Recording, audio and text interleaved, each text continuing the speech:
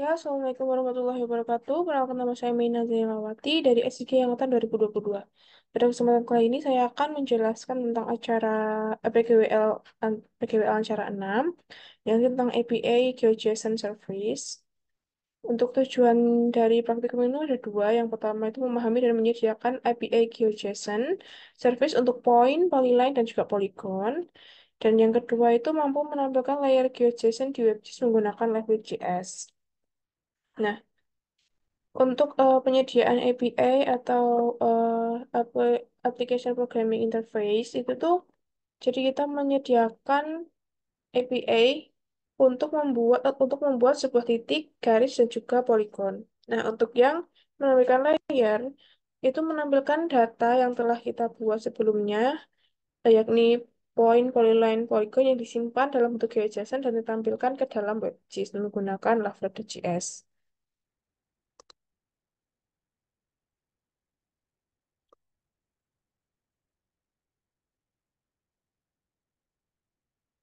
Oke. Selanjutnya, mungkin kita bisa langsung lihat hasilnya terlebih dahulu. Untuk hasilnya nanti seperti ini. Di sini akan terdapat tools yang untuk membuat polyline, polygon, dan juga marker atau titik. Dan di sini ada apa namanya? Ini tuh layer control. Yang layer ini dapat digunakan untuk memilih, kita akan melihat melihat apa saja. Misal kita point unchecklist, maka poinnya akan hilang, polyline akan hilang, seperti itu, dan area juga bakal hilang. Nah, jadi di sini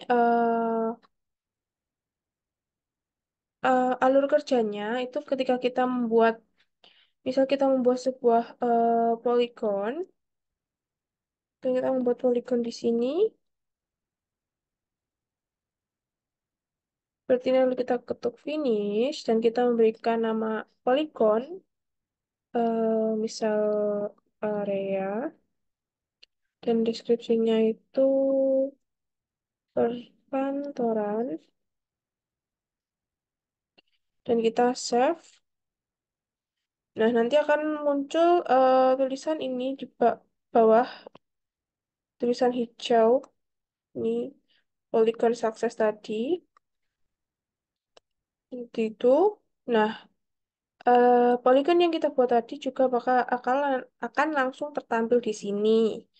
Jika pada praktikum sebelumnya itu ketika kita membuat poligon garis atau area, poligon titik atau garis, itu saat kita melakukan finish, maka datanya akan tersimpan tapi tidak langsung tertampil di dalam Maps. Nah, dan sekarang ketika kita membuat titik, garis atau area dan kita memberikan deskripsi nama dan menyimpannya, kita akan si objek yang kita buat tadi akan langsung tertampilkan, yakni menggunakan API GeoJSON tadi. Lebihnya dijalankan seperti itu dan kita masuk ke dalam skripnya. Untuk yang pertama kita itu membuat API.php. Di sini kita menambahkan router yang digunakan untuk menyimpan si GeoJSON-nya, yakni ada 3 router, yakni points, polyline, dan juga polygons. Nah, masing-masing ini tuh ada di dalam indeks, fungsi indeks ini, dan diberi nama IP polygons, IP points, IP polygons, dan lain sebagainya. Nih, untuk route-nya itu untuk mendapatkan alamat dari GeoJSON-nya tadi, yaitu route, API points, dan ini APN polylines, dan pada bagian bawah ini API polygons. Seperti itu. Lalu kita masuk ke bagian point controller.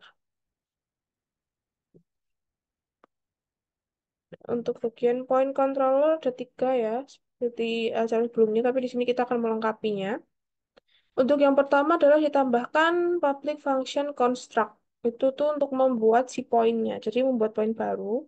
Jadi seperti ini, this point new points. Nah, kedua adalah ditambahkan script pada bagian public function index. Nah, ini seperti biasa untuk for each ini tuh untuk membuat si tabelnya tadi, gitu. Ini juga return response itu tuh ketika kita memberikan pengembalian, yakni memanggil si JSON-nya dengan tipe dan juga future. Nah, bagian bawah juga store. Store ini untuk pengembalian juga, yakni untuk penyimpanan data, untuk validasi seperti acara sebelumnya. Nah, itu. Nah, mungkin point control pada ketika point control itu memiliki susunan yang sama. Contohnya ini, pada ini juga sama. Pada bagian public function construct hanya saja diganti ID-nya seperti polylines, polygon, dan point. Itu. Ini juga sama, karena kita membuat tabel yang sama di dalamnya untuk si ketiga objek ini. Ini juga sama. Sama, dan untuk yang polygon control juga sama. Ini bagian construction. Nah, jangan lupa di sini untuk memberikan ini, bagian import library-nya seperti ini. Seperti kayak apps model Polygon itu untuk mengakses file-file lain yang ada di dalam satu Laravel ini. Itu. API juga ini harus ada use app, HTTP controllers, point controllers ini untuk menghubungkan API dengan point controller untuk controller ketiga item tersebut. Nah, selanjutnya untuk pada bagian point sendiri nih hanya ditambahkan ini untuk public function points ini return this selection DB, jadi si pengambilan data itu diambil dari database. Kan kalau kita membuat titik atau membuat objek itu akan tersimpan langsung ke dalam database di dalam Dbeaver. Nah, setelah itu database yang ada akan dipanggil lagi dan ditampilkan ke dalam bentuk objek, yakni titik, garis, dan area di dalam map kita. Itu untuk template tidak ada yang dirubah. Selanjutnya mungkin masuk ke dalam indeks. Nah, untuk indeks di sini ada beberapa item yang ditambahkan, yakni untuk bagian GeoJSON, yakni GeoJSON point, GeoJSON line, dan juga GeoJSON polygon. Seperti yang telah saya jelaskan sebelumnya, untuk GeoJSON ini tuh digunakan untuk menampilkan si data tadi ke dalam bentuk maps atau future di dalam maps kita, di dalam halaman indeks atau halaman utamanya. Untuk yang pertama itu GeoJSON point. Nah, ini tuh on future, feature lain, var pop-up content. Jadi di dalam pop-up-nya nanti itu kita bisa mengatur informasi apa saja yang akan ditampilkan di dalam pop-up dari item tersebut. Untuk pada bagian ini pop-up-nya itu bakalan memunculkan bagian informasi nama dan juga deskripsi dari objek yang kita buat gitu. Nah, untuk nama dan deskripsi itu tuh diambil dari feature properties name. Ini tuh sudah terhubung dengan database tadi yang telah dihubungkan yang disimpan menggunakan GeoJSON seperti itu. Nah, untuk bagian ini AP route, route ini yang tadi yang ada di APA untuk menyediakan APA dari GeoJSON-nya. Nah, ini tuh ID-nya seperti AP points itu ID atau namanya. Jadi dia biar nggak tertukar antara AP points, AP lines, dan juga AP polygon. Itu, nah ini untuk add map point. Jadi ini harus disamakan semua, misal point. Ini juga point, point, dan point. Kalau misal nanti ada yang salah, misal point, ada yang tipe jadi points, nanti titiknya nggak bakalan muncul. Tuh. Untuk JSON lain juga sama. Ini, ini hanya titik biasa. Nah, untuk selanjutnya GeoJSON line itu kalau di bagian GeoJSON line dan juga GeoJSON polygon itu tuh ada pengaturan tampilannya gitu. Jadi untuk GeoJSON line itu ada ukuran, opacity, dan juga colornya. Nah, untuk color ini menggunakan kode ini warna seperti pink dan tebal dari garisnya itu 3 dan juga opacity-nya 1. Kurang lebih ininya sama ini untuk mengambil informasi yang ditampilkan ke dalam pop-up ketika garis yang ada di Maps ditekan.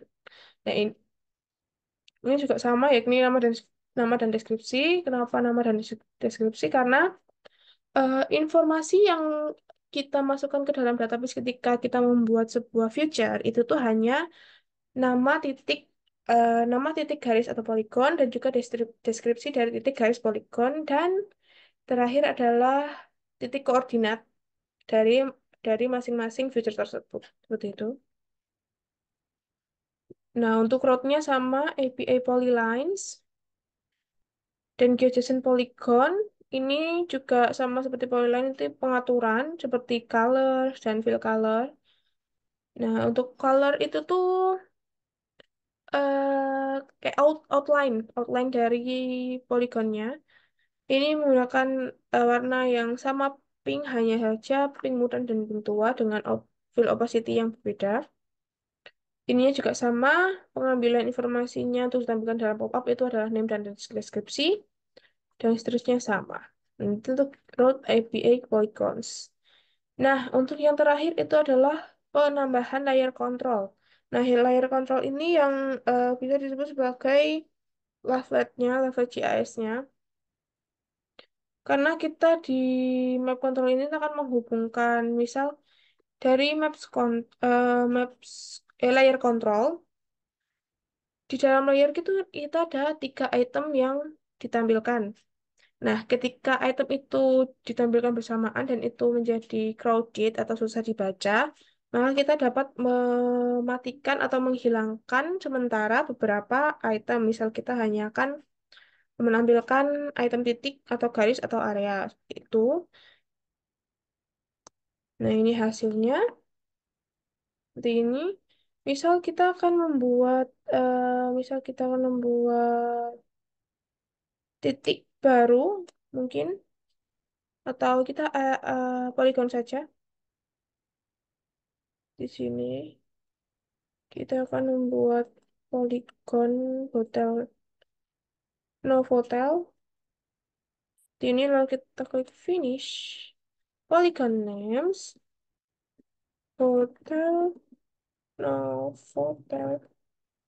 Description-nya hotel.